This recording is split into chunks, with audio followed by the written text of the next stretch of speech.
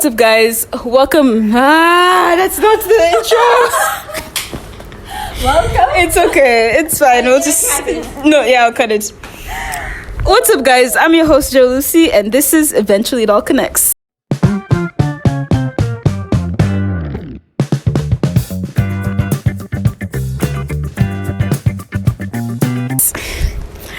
Hello, guys. Welcome back to another episode of the podcast, and I'm here with a good friend of mine. Her name's Brenda. We go to the same church. That's how I know her. Mm-hmm. And yeah, thanks so much for coming. Thank you for having me. I'm excited to be here. You're very exciting. But yeah, so I have a question that I ask all of my guests at the beginning of the podcast. Mm-hmm. And the question is, is there a time in your life where you didn't know it then, but are now realizing that eventually it all connected to today? You can put details. You can say yes or no. Like, Can you repeat that one more time? Is there a time in your life where you didn't realize it then, and you're now realizing that it all connected to today? Oh, okay. I had a lot of moments, though. I got a lot of moments because, I'm trying to think of a specific story. Mm-hmm. I would say one of those things when I used to be 12 years of age, I used to practice in front of the mirror all the time, talking about different topics that made no sense at the time.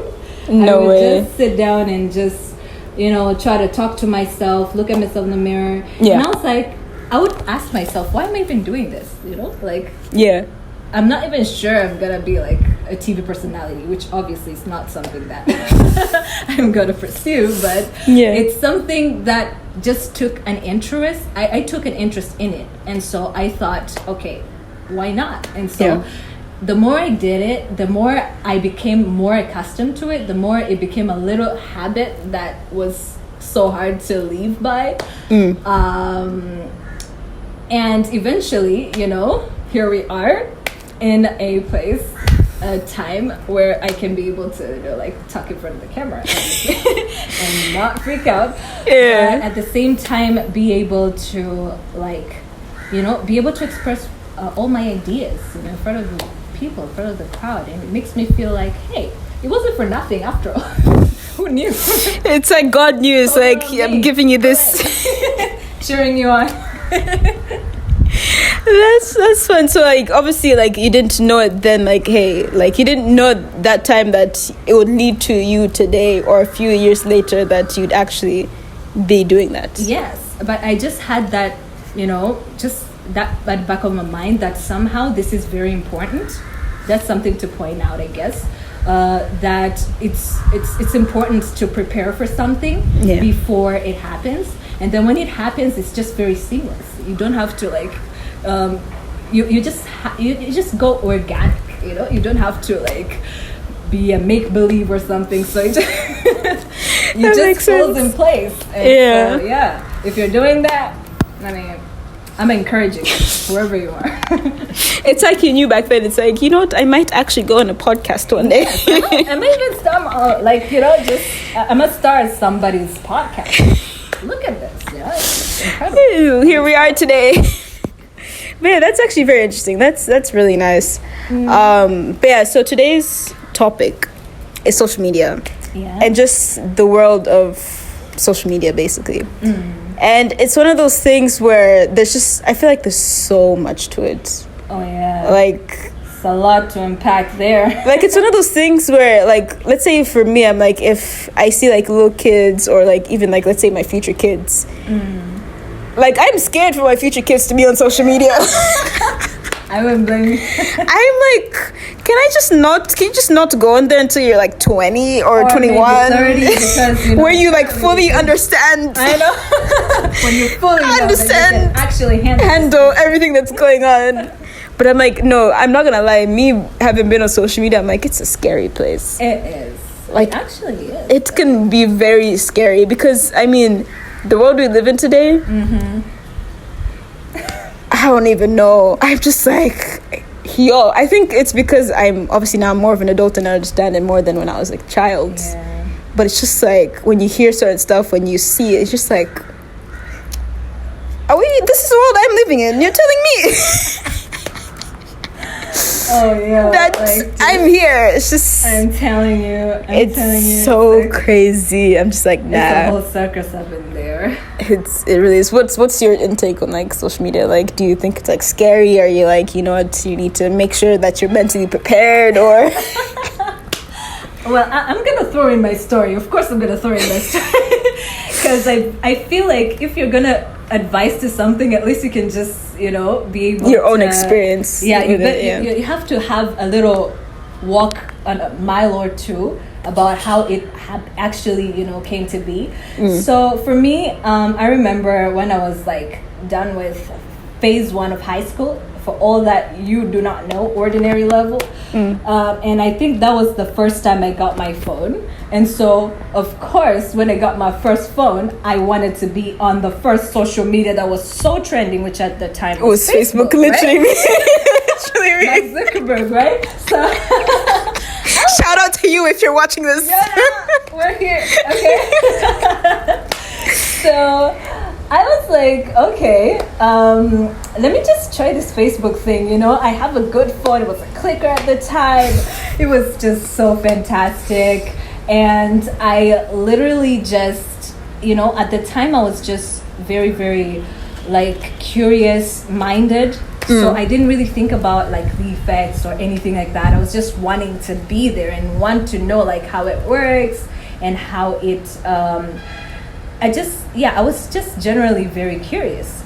So when I went into there, I registered myself, bought myself everything, posted my first picture. I remember making it a big fuss about my first picture. And I was 60 at the time. I think I was just very like fat and all. So and now Facebook has that, see memory or whatever, and you look and you're just like, I'm like 12 years later, I was like, what? No! I hate that. I'm just like, why are you reminding me of the time that I was just so stupid? I was like, look at that hair. You know? Like, whoever convinced me that was the style for the day. Anyways, but I just remember how I was anticipating the likes. I was like, okay, wait, I know that they're likes, but then I want to know how they work. And so when I got my first like, I think I showed everyone around my age group at the time. And I was like, at the time as well, doing like a part-time job. So I was just so synced into it to the point that I was just forgetting about what was going on at the time. Yeah. Because I was so invested in what my friends would say. And I even added like all of those people from like my former school, so we're all curious to see, okay, how is they doing right now? How is they doing like after school? Are they fat? Are they finally cleaning up well, you know? Yeah. So yeah, it escalated from being innocently very nice, very ecstatic, like everybody's connected to everybody, mutual friends, you know what I'm saying? Like it was all that until the particular moment when I literally befriended a friend who was at the time someone, I thought it was gonna work like a pen pal kind of thing. So I just befriended them. They were from, I think, the Philippines, if I'm not mistaken. So I just started ghostwriting and whatnot, like saying, hey, how you doing and everything. And then they asked me where I was from, and I said, obviously I was from Africa. And the backlash I got, I will not forget, because Kid Child just, she snapped at me, and then she started talking mean words, and she started calling me out and telling me like, why, like, you're coming from Africa, I can't talk to you, you're coming from a third world country, what can you give me? And I just, long story short, we broke into an argument, which made me kind of resent the whole social media outlook, because at first I was obliviously thinking that, you know, everybody's friend until you kind of like meet your face hater, if I would say, but they're acting nice online, and then in real life they're like, and I'm like, okay, so. But then that experience alone just kind of opened my eyes to the pros and cons of social media. So that was like the big introduction to me. So I thought, I mean, it could be a good thing with my take out, but it could also be a potentially bad thing, especially when a person just base their whole identity into it rather than, you know, or just seek for validation from people. Yeah, that can be very detrimental, especially to a young mind. And you know, you can imagine that at the time I wasn't in a formative age. I was 16, which I thought was little bit of an advantage, rather than starting off early, because I can imagine if I started early, like when I was 10 or 9, I would have taken it so much personal, and I would have hated it forever, and maybe I would have formed a scar or something. Yeah. So I just thought to myself that, hey, it has its pros, okay, but I mean, there are cons for sure, especially to our generation, especially to the people that are, you know, coming up in this, you know, in this time around Gen Z and whatnot. So yeah, that's true. And now the Gen Beta and what? Gen Beta. I mean, I'm trying to keep up. I'm literally, I'm like trying to keep up. I'm like, yo, slow down, like, slow down. How many more? I'm still trying to process the whole Gen Alpha thing, and you're telling me there's a whole nother There's generation. a Gen Beta and then Gen what? I'm like, I'm Gen done. Infinity? I know, but yeah, I mean, so but yeah, in general, I mean, social media is something that needs to be parentally, like, people 100%. parents should watch over their children, like, because I know that right now, the times when like Facebook and whatnot can be one of the things that we could relate to us, the generation millennial. Yeah, I'm trying to, but yeah, but as the days go by, it feels like the generation that comes, it has a lot more to worry about rather than the way it was before. So I would say parents should definitely keep an eye on what their kids are all about during their social medias.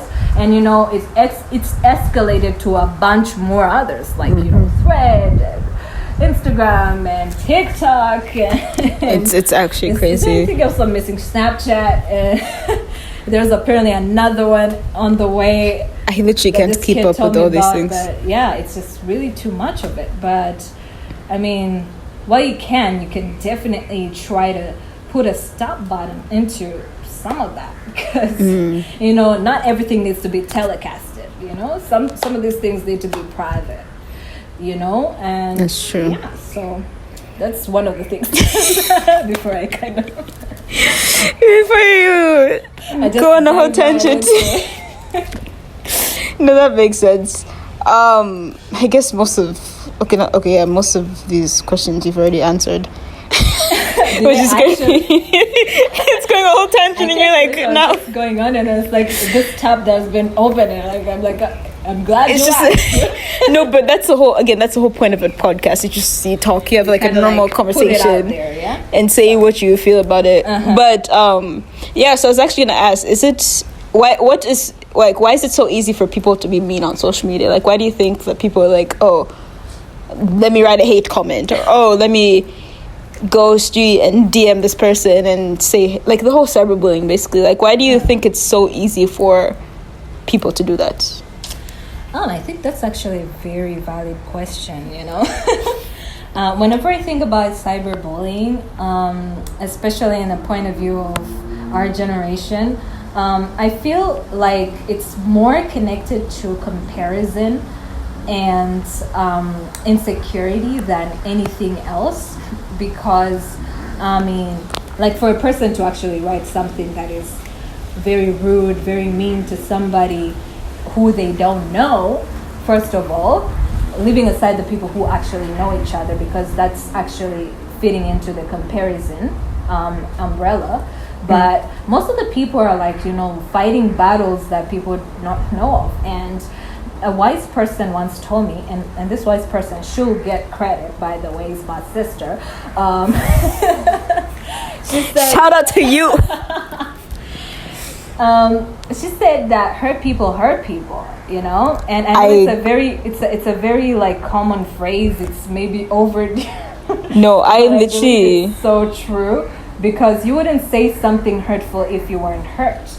And it's also a projection somewhat of how someone is feeling at the time. Yeah. So if someone is feeling pretty darn down, they want to make sure that someone else feels the same way. Everyone is down. They here. would want to to release some of that, but in a wrong way. So what's the best place to release? Guess what? Social media. And on top of that, it's even easy because they're like, well, they can't see my face. They don't know who I am, so they're able to. They can be like incognito, right? They can just go there and be like, I'm camouflaged. You don't know me. I don't know you. You're not gonna find me. You're never gonna find me.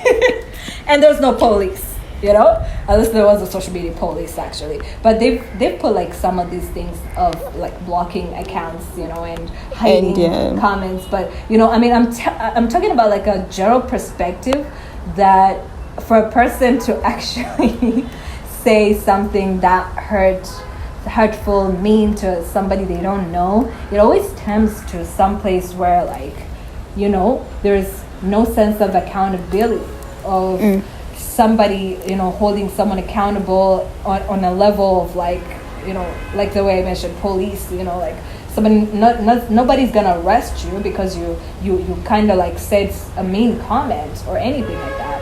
And but I mean, most of all of these things are just really coming from someone who is hurt. Oh yeah. I mean, if the world was one big utopia of perfect peace, I don't think this would happen. Oh, 100%. But yeah, most of the people out there are just going through the most, and they kind of vent in the wrongest possible way in a place that offers its best audience. So. Oh yeah. Yeah. 100%. But I think that phrase hurt people, like I even live by it till now, is, I mean, not even just on social media, like even in person. It's like, if I'm filled with joy and I'm okay, I'm not going to hurt you. And if people do that, they're just a horrible person. They're a horrible person, yeah. Like, but I wouldn't intentionally want to hurt someone or be like, oh, let me hurt someone if I'm not hurt. Because some of those things, it's kind of like a bad way to put it, but it's like, if I'm down, I'm taking you all down with me. Sort of thing. If I'm upset, I'm going to upset and make sure all of you are upset. So it's just crazy how people feel the need to say mean stuff on social media. And it's one of those things where I even believe it's not like someone wakes up one day like, oh, let me go and write a bad comment on someone randomly.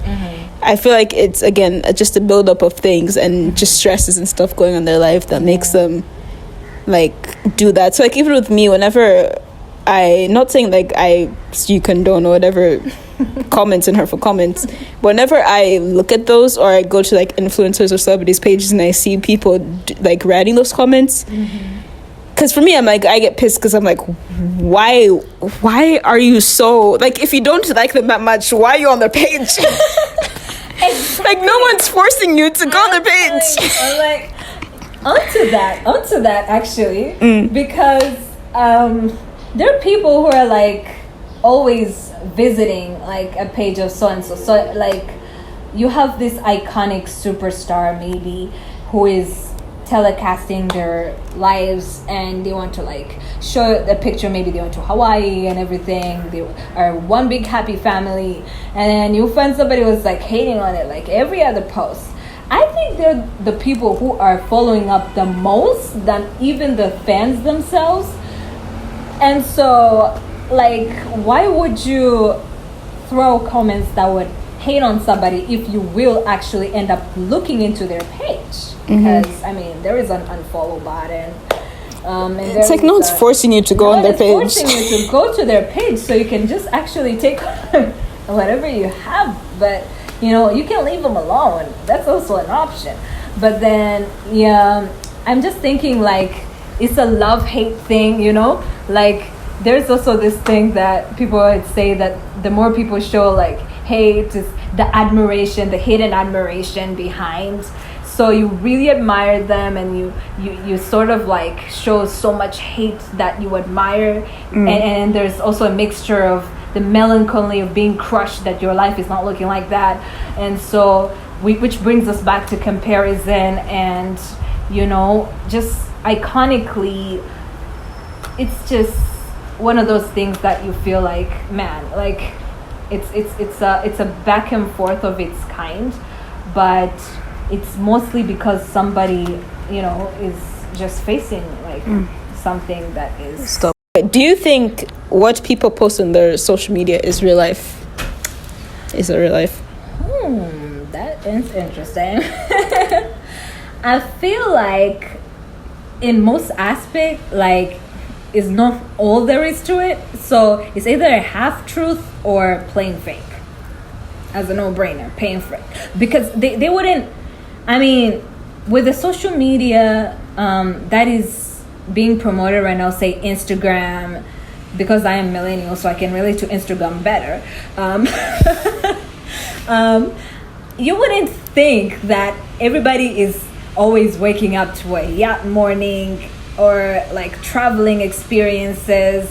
So it's very visual to the point that people feel the need to always kind of make sure that they make people believe that this is their life all together. But I'm not buying that stuff.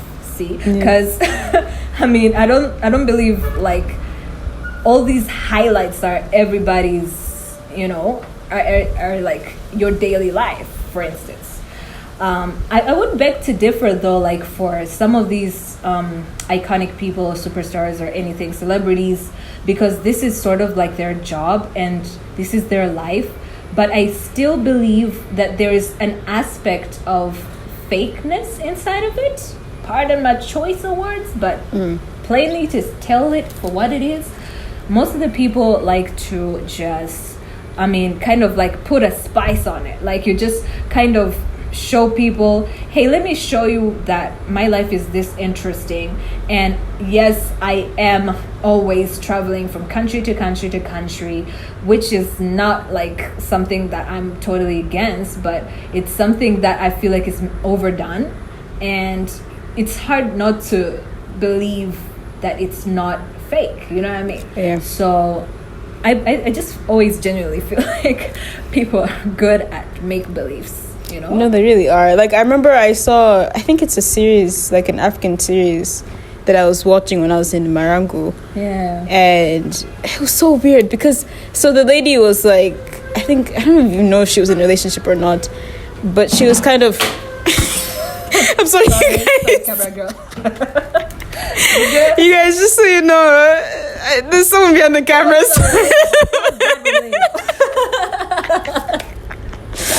Anyways, this is so good. So I was watching like the beginning part of that episode, and she was basically like, she was kind of like an influencer or something, and she was kind of, it was Valentine's Day, and she was kind of like showing the people, it's like, oh, you guys, my person got me this present for Valentine's Day, blah blah blah. Kumbe unakuta like she bought it herself, and then and then even after, it was so weird because she went to the extremes of going, I think it was like trespassing at a place just to show that she my baby can peleka a nice fancy resort, and she was showing like the pool behind, and it was really interesting because like it was so funny because even after that, I think it was like a guard or something, it's like came in like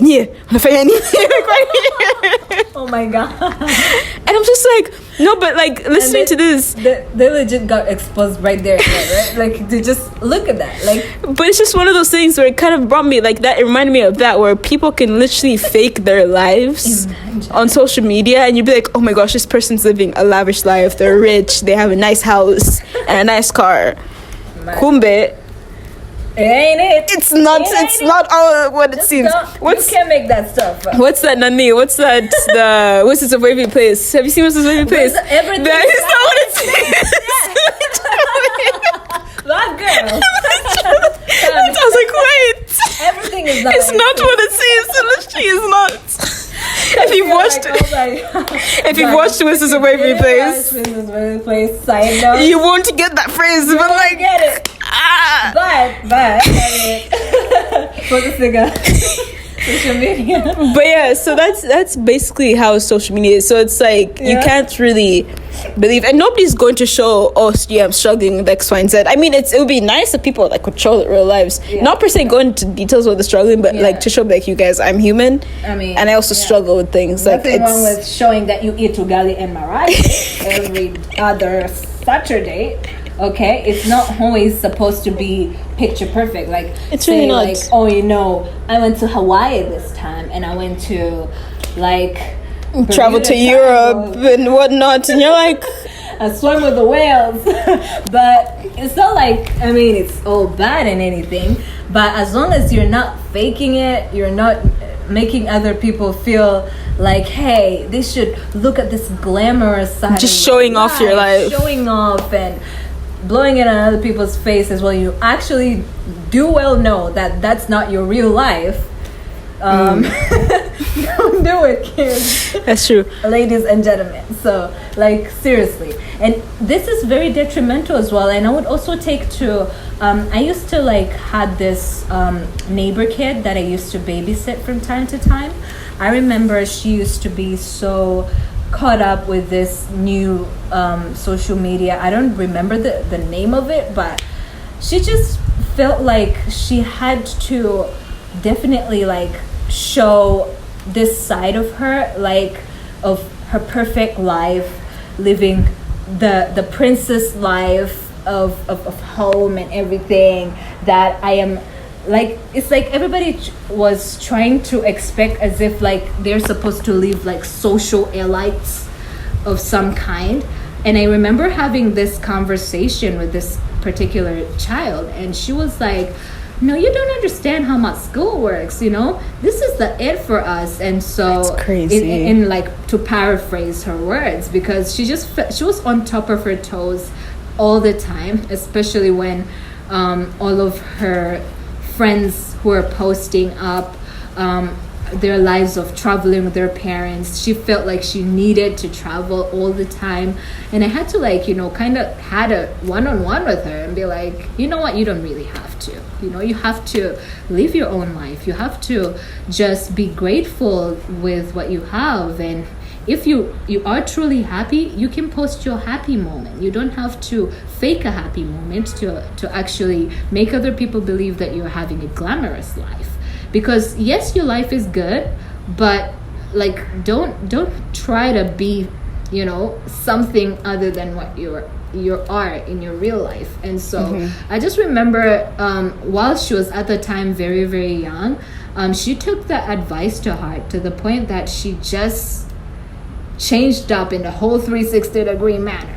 And when I tell you, she don't care if she posted a blurry picture with her cat, just so because of authenticity.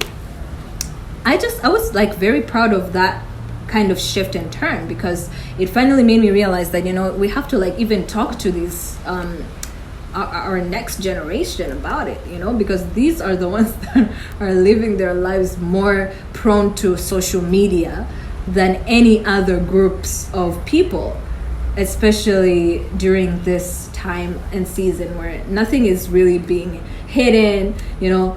And there's also this part, like, I think we haven't even covered, but I remember like at a time when we were like very young, social media wasn't prominent. Like, we were always just off the phones and off the everythings, you know. And so life was still interesting.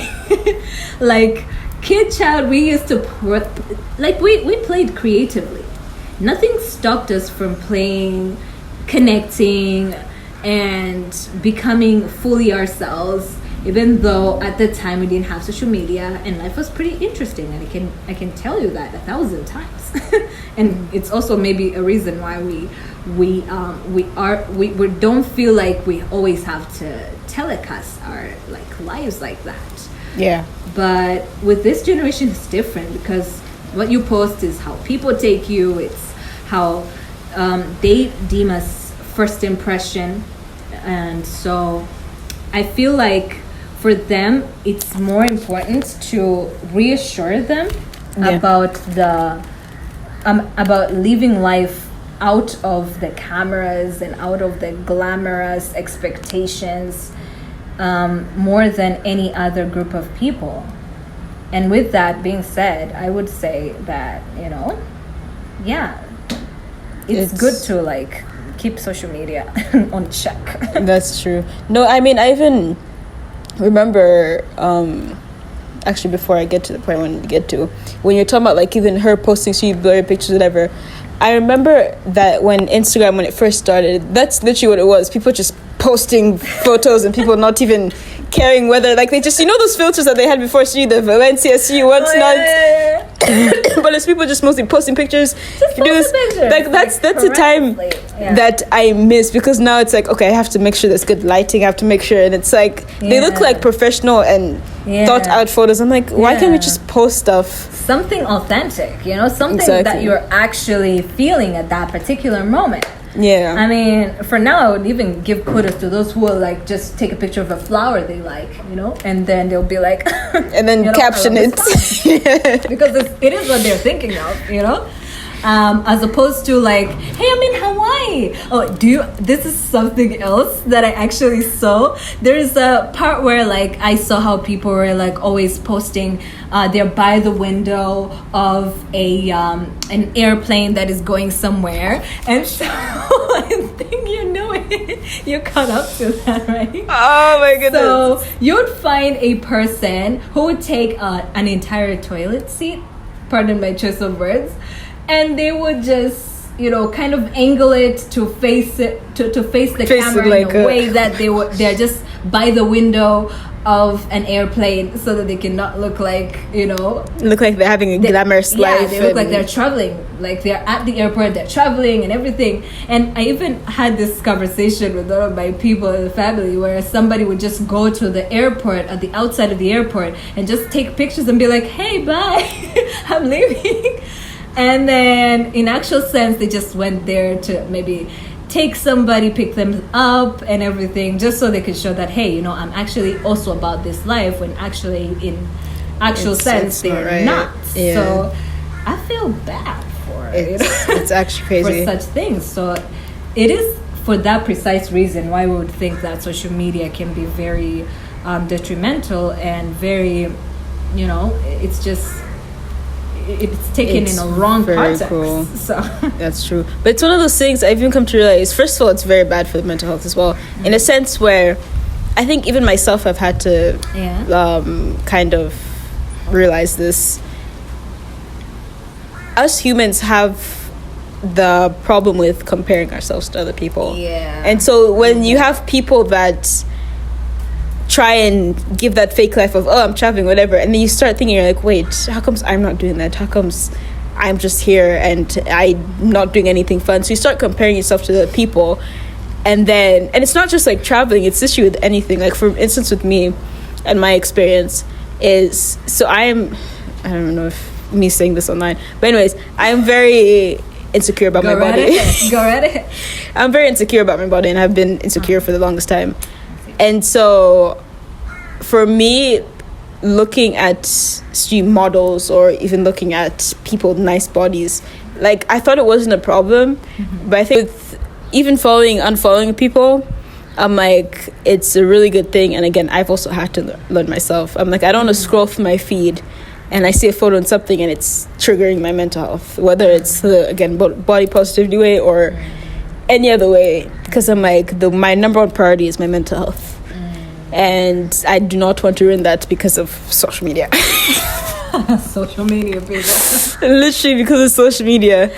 So it's just, that's one thing I've learned about social media, is that the whole, like, and it's not like you mean to compare yourself. It just happens. Like, you just find yourself thinking, oh my gosh, I wish I had this. Oh my goodness, I wish I did this or was able to do this. It's actually crazy. That's why I'm like, yo. It's a whole beast. And I do know for a fact that there are people who can be like, I know for a fact that for me, it was more so of reminding me of what I didn't have, instead of, pointing me back into being grateful for what you have. Being grateful for what I have, exactly.